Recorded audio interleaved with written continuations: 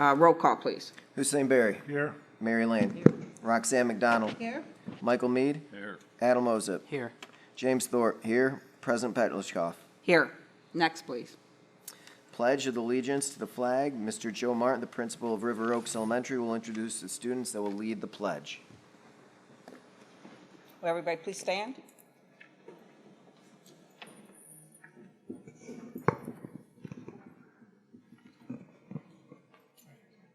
All right, good evening, everyone. I'm Joe Martin, the principal at River Oaks Elementary. I brought two fifth-grade students, Amani Afalawi and Mithgal Alferis. All right. Today, I pledge allegiance I pledge allegiance to to the flag of the United States of America and to the republic for which it stands, one nation, under God, indivisible, with liberty and justice for all. Thank you. You want to come up here, please? Okay, I believe this one is yours. Thank you so much.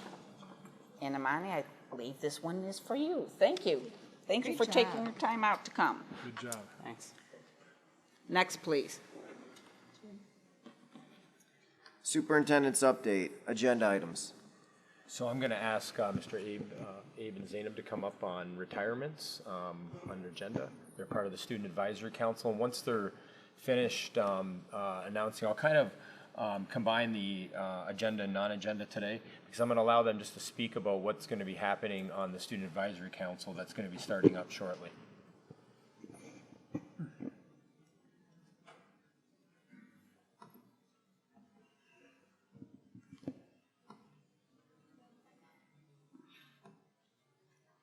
Good evening. Good evening. Good evening. Retirement. You can put the mic down. Peter Argunanian, 8.5 years of service. Paula Conzigilio March, 26 years of service. Deborah Diego, 15 3/4 year of service. Caroline Hannaford, 12 years of service. Kathleen Muir, 22 years of service. Patricia Najmolski, 31 3/4 years of service. Wissam Saab, 23 3/4 years of service. He actually taught me 2 years ago. Natasha Shajra, 28 1/4 years of service. And Kim Day, 3 1/4 years of service. Thank you. And I'll allow you guys to go ahead and report now, but before we do, actually, we forgot. Congratulations. Yes. We appreciate the years of service, and they'll be receiving handwritten cards from me, as I always do. And then so now we're moving to the, non-agenda, yeah. yeah. So we'll let you guys both talk about the advisory council that's starting up soon. Superintendent Student Advisory Council offers the opportunity for students to become leaders in their schools. It gives us students the proper skills to learn how to serve on a leadership board and teaches us what it means to become a representative. My hopes for this year's group is to utilize these skills, and create a change within our own schools and within our community. I want us to identify a problem we see going on and go about to create change by asking questions like, how can this problem be solved by teachers, by administration at our school, and or by the district? One issue that we discussed last year I'm hoping to bring about and create a change for is the vaping issue. The vaping issue is an epidemic that's sweeping youth in our nation and creating terrible and sometimes irreversible damage. We can discuss and plan to create a change at many different levels and in many different ways. By asking ourselves the questions I previously stated, we can go about some of the different levels of change. Maybe we could dedicate class time to educating students on the harms of vape. Maybe we can go work with administration into finding the proper punishment for vaping, or discuss how to allow students to come forward with their vaping issue. And maybe we can figure out ways the district can combat it. Regardless, students would be learning how to apply their learned skills into a cause they're passionate about and create a change. Thank you. Thank you.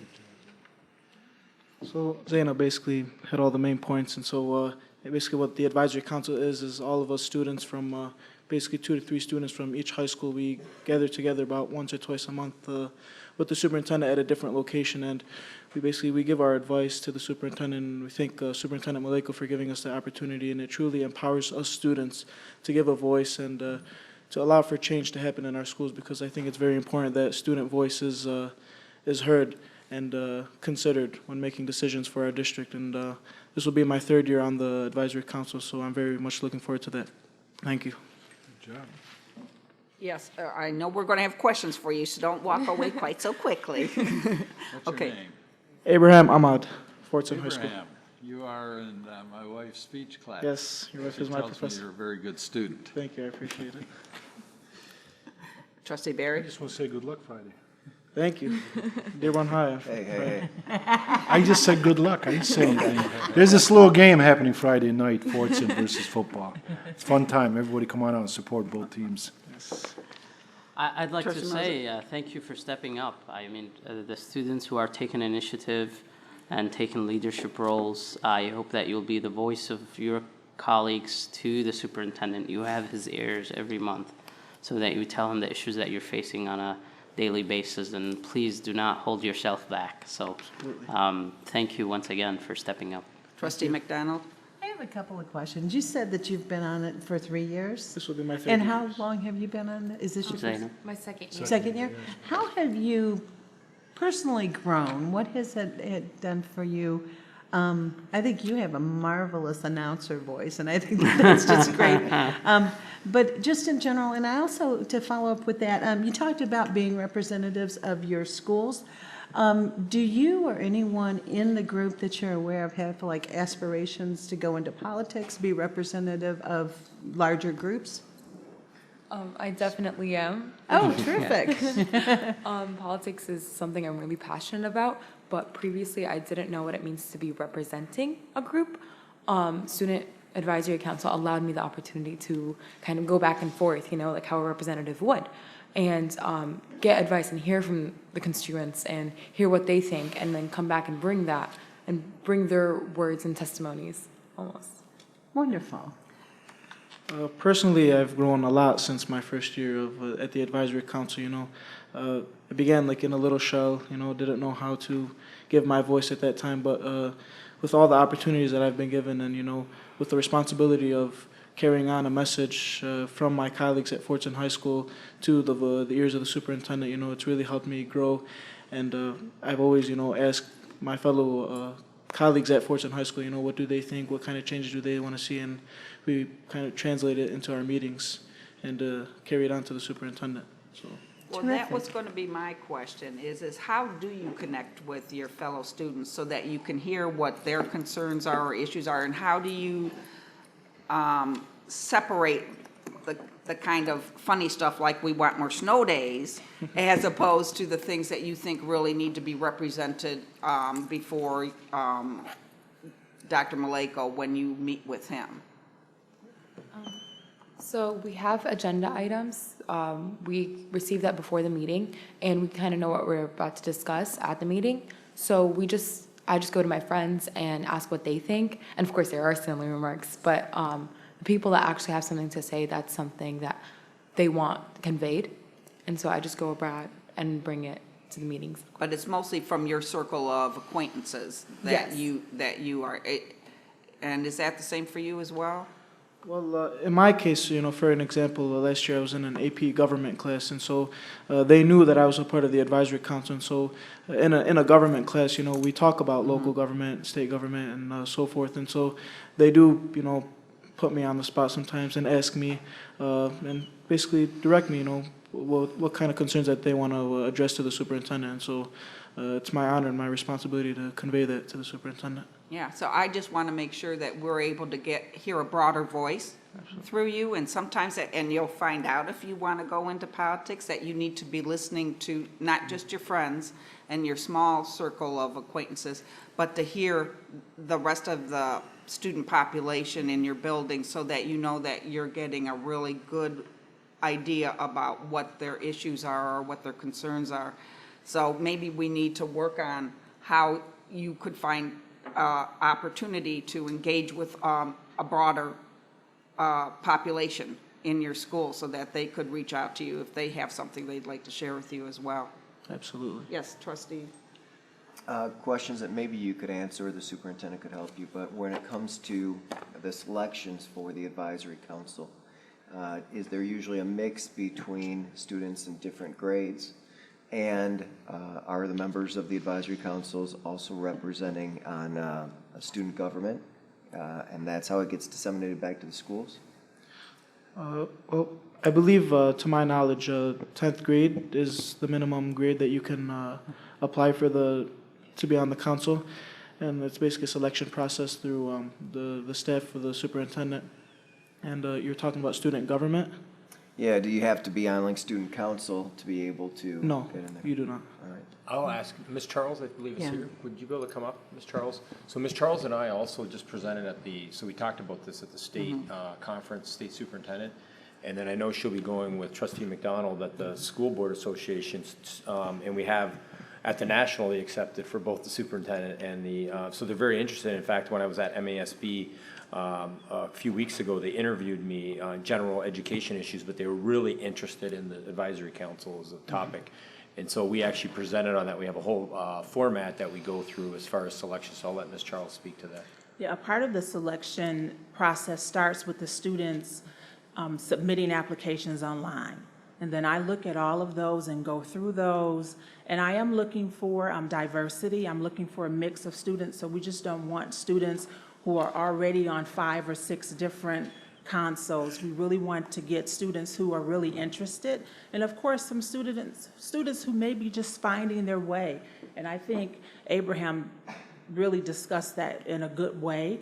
At first, he really didn't know. And I think Zainab said the same thing. So we're looking for a mix. And after we've done that, I'll select the students, but then I send that to all of the principals, and they look at the list as well, because maybe I've missed something.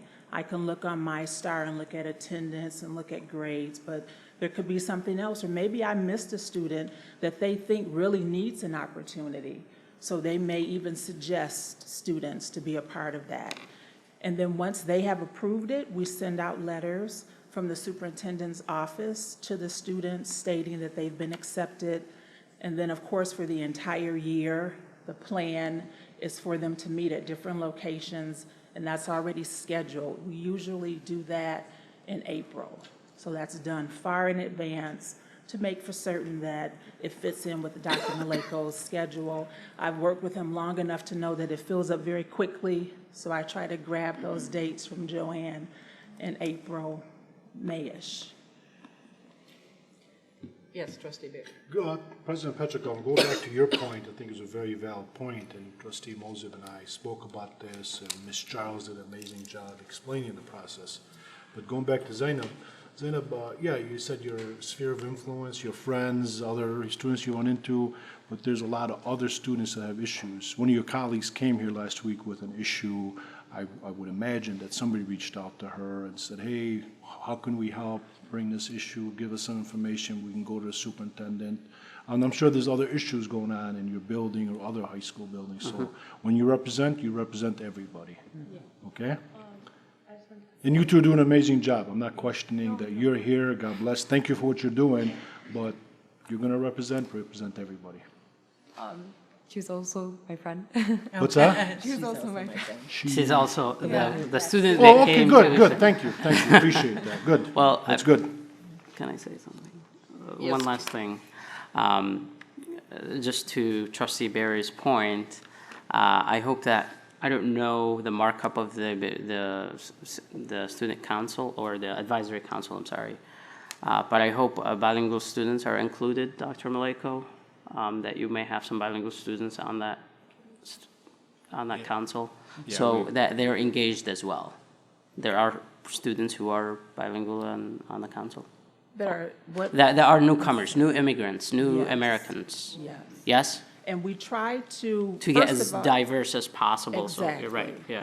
Okay, Exactly. perfect, thank you. So even And if we've that got- means reaching back out, if we don't have a diverse group of students, we'll reach out to the principal to say, okay, we have a certain number, but we're looking for maybe, are there any other students who might be interested? Yeah. So we really do make an effort to make it diverse, not only in ethnicity, but in interest and, Absolutely, abilities. diverse in all kinds of things. I Yes. think it's very important for me, as a former bilingual student, I kind of felt like they're in a silo. They're like totally in a different high school at one point, right? So I hope that they're being engaged and that conversation is happening and that their voices are heard as well, even though they have that English problem or the language issue problem, which they will overcome in just a few years. So I have no doubt in my mind. So And that's thank a you. great point. I think last year at one of the Rotary meetings, one of the students from Fordson really made a point to say that the facilitator at Fordson really urged all of the students to look for the unusual suspects, so to speak. So look for those students who might not look on the website to apply, but maybe if you say something to them, they would be interested. So I think even the students know that it's going to be a diverse group. We aren't looking for all of the 4.0 students on their way to Harvard, although we want all of the students. We want it to be very inclusive. Absolutely. Thank you. You're welcome. Yes, One trustee more McDonald. thing, because you come from different high schools, has it given you the opportunity to build friends with the other, and not just the people that are in the Student Advisory Council, but other members of that high school? Has it, because I'm always looking for ways to do that, to kind of show that we are, although we have different high schools, we are a community and we all belong to Dearborn. Absolutely, we have, being my third year on the council, I've built great relationships with people from different high schools, Dearborn High School, Divine Child, Edsel Ford, and an example, was it 2 or 3 years ago, we had the Real Dearborn March on Martin Luther King Service Day, and there was an amazing effort. All high schools came together to put on together that march, and, to show the community that we are one Dearborn and that we are all united regardless of race, gender, religion, etc.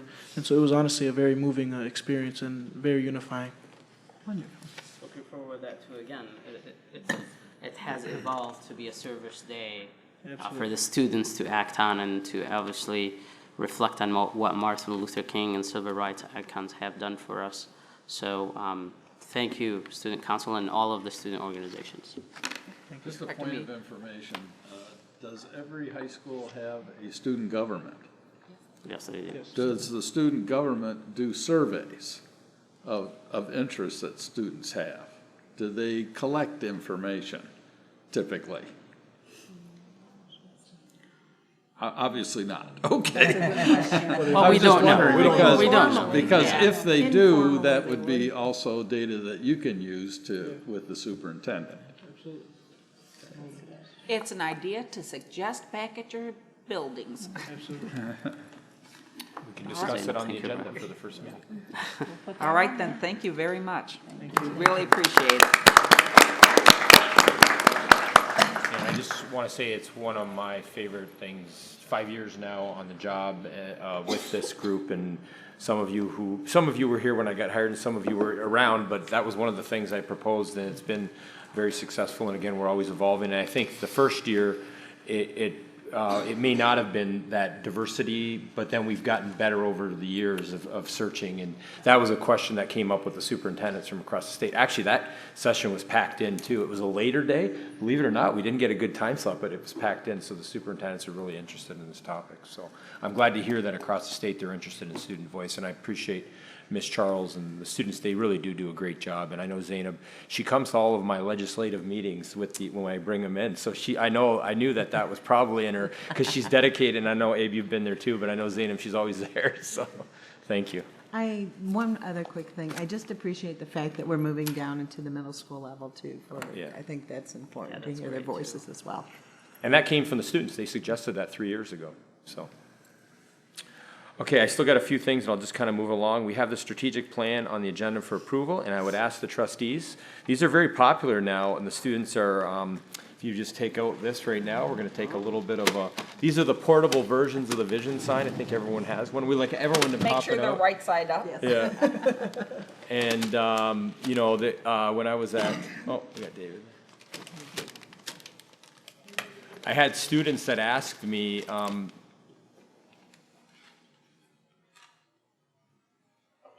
We're at the Justice event on, was it the ACLR? I believe, I can't remember. ACRL. ACL, thank you.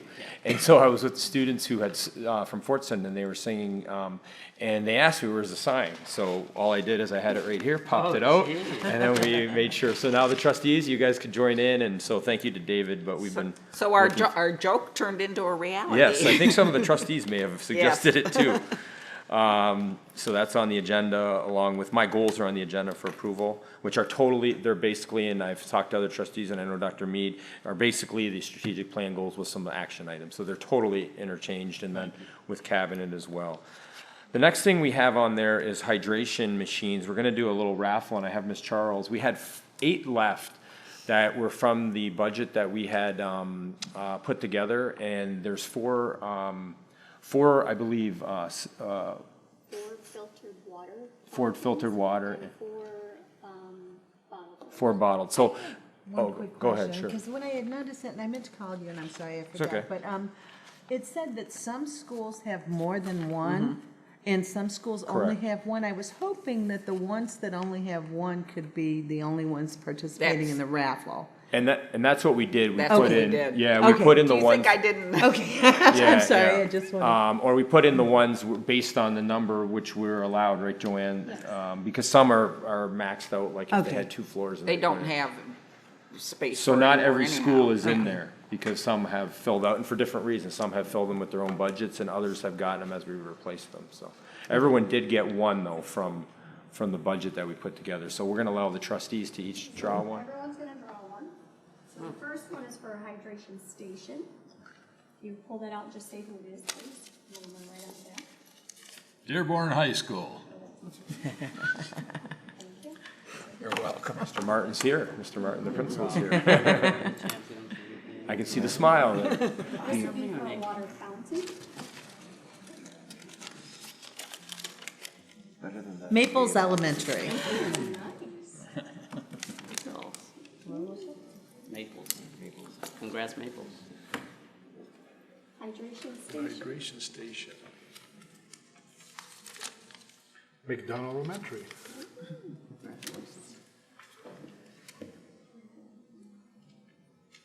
Water fountain. Okay, so I'll get, got it. That's Yeah, there's Ford only High 7 School. of us. That's a Ford. That's so.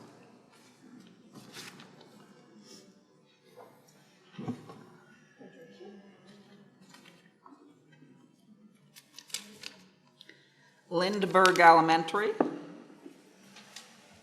I'm glad you pulled that one. The Favoritism, if that had fix shown is not in. Water fountain. Smith Middle School. Ah, there we go.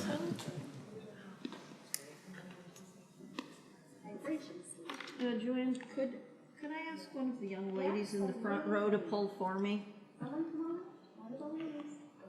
Just take a grab.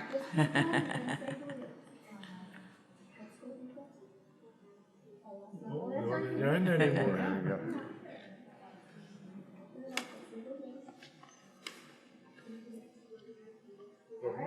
Woodworth.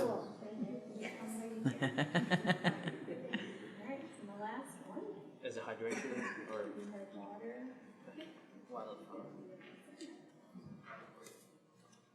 What more balls? Alright, so we'll send announcements. Great. So we had these available extra from what we purchased last year, and just to say, everyone has them in their buildings. This is just gonna make it more convenient by adding more. They're very popular. We have one out here, if you see, and you can see the amount of plastic we're saving. It tabulates that they're very popular in different athletic facilities as well, and in the hockey arenas. So we'll continue to expand that, so. I just want to mention too, we're going to have Lindbergh here. It would be in the December board meeting. I'll be talking to President Petlichkoff about that, but we have Lindbergh, and I'm sure everyone heard, but I just want to mention, congratulations to Lindbergh for Blue Ribbon School.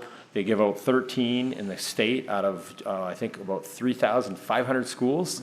And Michigan, and this will be our 3rd year in a row, going to Washington next month, and with the principal and a teacher. I went to the school, they were very excited, and we wish we could bring the whole school with us, but those are the rules when you go. And so we'll represent the district, and so we're very excited and just proud of Lindbergh and all of our district, because it's really a reflection of the whole district. So we appreciate the great work of our staff, our teachers, the principals, administrators, the parents, the community members, and of course, our wonderful students. Moving on, I want to mention a few comments about the bond. And I'm going to have Mr. Wall and Mr. Mustard just come up to the podium in case there's any question. But as everyone I know is aware, we've had the bond on November 5th. It will be going to the voters. And this has been something I just want to emphasize has been in a public realm since, as the board remembers, since May of 2017 when it started with the capacity. We've pretty much had it on every single agenda over 2 years we either called it infrastructure committee, which last year the board may remember we started with first the capacity, and then we made some recommendations, and then we formed, that was in 2017. We had all these community meetings, 12 of them in fact, I believe 11 or 12. And then we took all that information and we came up with a plan with some boundary shifting / let's look at infrastructure additions. So look at infrastructure, and what happened is then the board directed us to put together under our recommendation an infrastructure committee that came together in July of 2018, and they were together until about October. They had tours, and it was community members with administrators there to support. I was not on it, neither was any board member. Purposely, we wanted it to truly be opinions of those who served. We published that as well. I know Mr. Musson, it's been in the First Bell, it's been on my blog. So when that was going on, it was in the Arab American News. There was a story. It was really publicized last year that we had this going on, and then eventually what happened, I believe it was on October 28th, 2018, we had a special study session here where this committee came together and they presented the recommendations to the board, which the board accepted, and then gave a motion to start planning for the potential for a bond. So that work continued until June, which we had all these studies that were done at the building levels with the administrators, with the consultant Plant Moran and Mr. Wall, and so putting together that list of what we needed to add to the bond, which eventually went to the Department of Treasury in June, and then the board approved it in July. So this has been a long process. It's been very transparent, very public. Everywhere we've been putting it out there, the information, we've had a lot of information out there. This is to look at, I just want to mention, this is to take care, there's priorities, but the infrastructure is a main part of the priority, along with the capacity, safety and security, and then maybe some phase-in with air conditioning. The administration did initially have a list of what we called a $500 million needs potentially, but what the task force did is they said, look, we do not want to increase taxes. They wanted a $0 mil increase, so they said you kind of got to live within your budget, within your means, and so they recommended going for the 240 or the $0 mil, which turned out to be the 240, so that we could take care of those real areas that are of need, like our 12 buildings that are over 90 years old, another 12 that are between 60 to 90 years old, and then taking care of the other areas like expansion at the early college, more facilities for special ed students. And so what we really tried to do was to put the most important needs within that budget. And again, safety and security I mentioned. So those are some of the things in there. And Mr. Wall and his team worked very hard over the course of a long time to put this together. We've been having a lot of community meetings. Mr. Mustin, and I don't know if you want to comment on you and Mr. Jafer, but you've been having meetings at every school, so I'll let you guys make a comment on that, what's been going on. Thank you, Dr. Maleko. So yes, with Mr. Jafer and myself, as well as Mr. Wall, several members of Cabinet have also joined us at various community meetings, not only just in our schools, with parents in our schools, but we've also reached out to different community groups and spoke with them as well. And there are still many to go in the 20 some odd days left before the election. These are purely informational meetings. We are obligated as a school district, if we put something on the ballot, we are obligated to inform the public what the issue is that is being put on the ballot. This is just, the community meetings are just one way that we go about doing that. And so they're at every school, and there's a complete list is on the website. If you don't make it to one, it's okay. You can go to any one. We present the same information at all of those meetings, and it's a really good opportunity for our community members to find out that information, ask those important questions. We definitely, understand that there may be, people who aren't totally versed on what's going on. We kind of live and breathe this stuff every day, and we're very intimately involved in all of this information. So we understand that there are those who might just be learning about this and coming around to this now and need that information in order to go to the polls and make an informed decision. And that's really, really what we want. We want people to make an informed decision. We don't want people to base their decisions on hearsay and rumor and things like that. So, we're the source. We have that information. You may not agree with what the information is that we're presenting, and that's fine. That's part of a democracy. But we definitely want people to be informed about what they're voting on and to get the facts. There's a little football game going on later on tonight, between, I don't know, a couple of local teams, I think Green Bay and Lions or something. And so I like to use these football analogies. The next day we like to sometimes armchair quarterback things or dissect what happens the next day.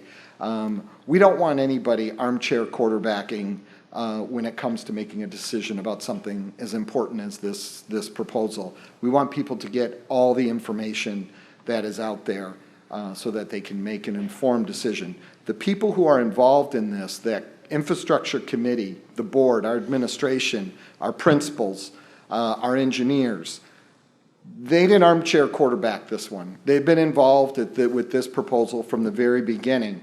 And so I think that it's important that we share that information that has been accumulated by all of these folks. And we owe it to all them, and we owe it to this Board of Education who has put this proposal out there for the public to make sure that we are presenting all the facts and information.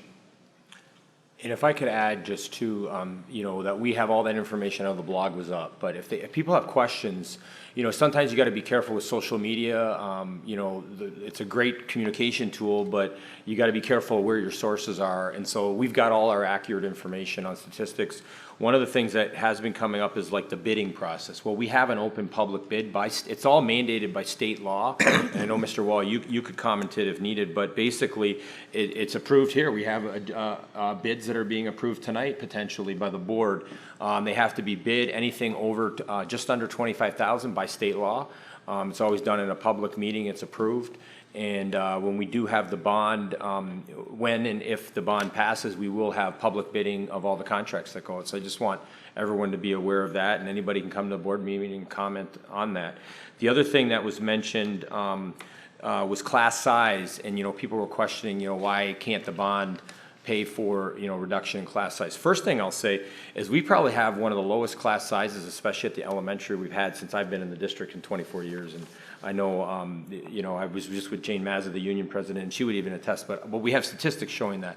We're about 1 to 22.5 across the board elementary, and our middle school numbers are 26 to 28 approximately, and 27 to 29 at the high school. And again, we're trying to really, we know where the numbers, we've always invested lower numbers at the elementary. So I just want to mention that, and mention that part of that does get funded through the enhancement millage. So I want to, thank the community, because that was the Wayne County that helped for some of that reduction, not all of it, but some of it. And so our class sizes are very good, but by law, we cannot use bond funding to pay for salaries. So I just need to put that out there. So when the question comes up, why aren't we spending the bond for supplies for the classroom or for teachers or other staff? The issue is that you're not allowed by law. The bond can only be used for the purpose of the upgrades, the infrastructure, and the expansion. So I just wanted to mention that. I don't know, Mr. Wall, if you had anything to add to that. Just that you mentioned the facility studies report we did back in, the spring of 2018. And that's where we looked at a 10-plus year. And obviously, that funding level is a big number. We're still going to set aside general fund money to the building and site fund to handle those repairs. Just like everything else, if we don't have the money, we have to live within our means, and we prioritize the classroom. So we will continue to set money aside to address those other issues the bond may not address, but that's a long-term schedule. So that's something that, over time, we'll continue to work at those items. And if the bond, some people keep asking too, like a question, what if the bond didn't pass? What would you do? And I know Trustee Lane, you had mentioned too. And again, we're optimistic that it will pass, but what if it doesn't? The reality is that the only place that we can go is to the general fund. The general fund, most of the general fund is set aside for our staff, which is 85%. Daily operations. Operations. And so what would happen is we would have to start, we couldn't obviously have a $240 million over time, but we would have to eventually start putting some money in. So you would gradually have to take resources.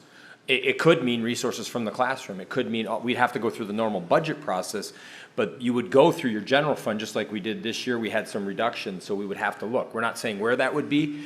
We don't know for sure, but the reality is that anything in the general fund, we'd have to look, because the thing is if a boiler goes, you have to have safe for your students. So you have to spend the money, whatever that cost is, to replace that boiler. And so as these 90-year-old buildings, we have no choice. So we would be doing it gradually. It wouldn't happen in a more of a proactive approach, which is what this bond is. This bond is a proactive approach to take care of these older buildings that are getting old and they need uptake.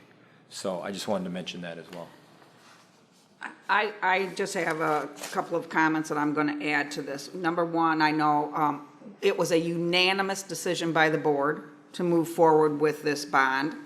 And I'd like to thank every board member who looked over what we were dealing with and moved to go in this direction. Even, we're all taxpayers as well. Nobody likes to have to continue to pay taxes, but just like any homeowner has to continue to upgrade their homes as they age, our buildings require that same kind of investment, number one. Number two, we have a historic community. And I have heard over and over again on social media a couple of things. One, tear down the old buildings and build new. Well, a lot of these buildings, Fortson is designated historic. You couldn't do it with Fortson. And a lot of these other buildings hold a lot of history, as well as the philosophy of neighborhood schools. I've heard some people say, we'll put a mega school somewhere and move people around, shift them around town. Well, we've embraced the idea that we maintain neighborhood schools and that we have that community environment in every neighborhood where students are with their friends within their community as much as possible. We know that we do have to be realistic about how far we can go with that as our population grows. So that idea, along with this is just a Band-Aid approach. This is not a Band-Aid when you have brand new windows, brand new roofs, brand new boilers, air conditioning, secure buildings with vestibules, security cameras. All the things that we're talking about, they are not Band-Aids. They are improvements to our properties. And I don't know how people cannot understand the difference to that. The other thing is that we as a board need to stand up and be proactive in advocating for this. I know Trustee Mosip has been running around town doing interviews and conducting. I've given a public statement. I believe Trustee Thorpe may have given a public statement. I'd like to encourage all of our board members so that all of our voices are being heard independently with a public statement about our support and advocacy for this particular bond issue, so that everybody understands that we are behind this because we know it's in the best interest of the district. And yes, it isn't going to put money in a teacher's pocket, but it does, because if we don't have to take money out of the general fund, we will have money to be able to continue to support our daily operations. This relieves that burden from our general fund so that we can go ahead, make sure our school environment is as rich a resource for our students to learn in as the teachers are in sitting in there every day teaching the students. So I'd just like to remind everybody that we've given this a lot of thought. There isn't an urgent need in the manner that we've spent 2 years looking this over. We understand what we need to do. Now we need the community to trust that we've done our due diligence and that we're ready to move forward with maintaining our properties the way they should be.